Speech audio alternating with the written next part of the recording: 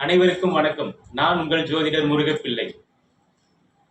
கடந்த 6 மாதத்துக்கு முன்பாக என்னுடைய குருநாதர் ஆதித்ய குருஜி அவர்களுக்கு விஜய் ஜாதகத்தை அவர் இந்த எலெக்ஷன் 2026 தேர்தலில் அவர் வெற்றி பெற மாட்டார், அவருக்கு நேரம் சரியில்லை என்று சொல்லியிருந்தார். அதற்கு நான் அவருக்கு சவால் விட்டு, தளபதி விஜய் அவர்கள் ஜாதகம் சிறப்பாக உள்ளது, அவர் 2026 தேர்தலில் வெற்றி பெறுவார், முதலமைச்சர் ஆவார் என்று நான் ஆதித்ய குருஜி அவர்களுக்கு சவால் விட்டிருந்தேன். என்னுடைய குருநாதர் ஆதித்ய குருஜி அவர்களுக்கு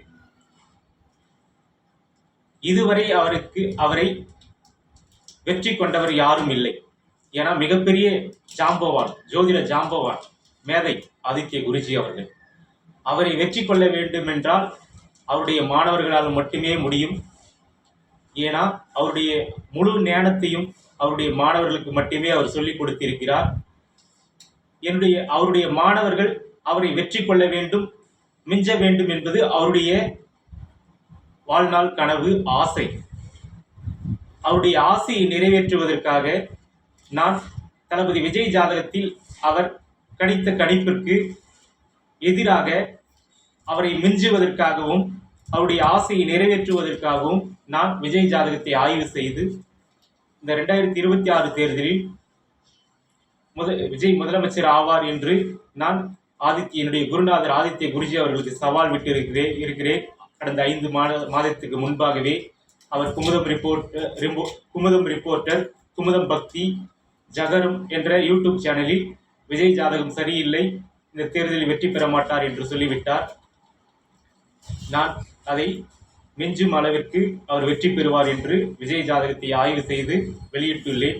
அதற்கான முடிவு காலம், தேர்தல் முடிவு காலம் 2026 மே 4ஆம் தேதி வருகின்ற திங்கட்கிழமை அன்று ரிசல்ட் வருகிறது. அன்றைய நாள் நான் எனது குருநாதர் ஆதித்ய குருஜி அவர்களை மிஞ்சும் நாள், அந்த நாளுக்காக காத்திருக்கிறேன். அவருடைய கணிப்பை மிஞ்சுவதற்கான பலனை ஏற்கனவே சொல்லிவிட்டேன். அவரை மிஞ்சும் நாளிற்காக நான் காத்திருக்கிறேன்.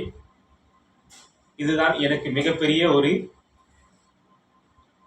சந்தோஷத்தை தரக்கூடிய, ஒரு எதிர்பார்ப்பை தரக்கூடிய, என்னுடைய குருநாதரை மிஞ்சுவதற்கான, அவர் உயிரோடு இருக்கும் பொழுதே அவரை மிஞ்ச வேண்டும் என்பது என்னுடைய ஆசை.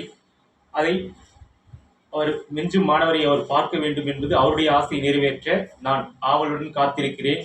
2026 மே 4ஆம் தேதி அன்று.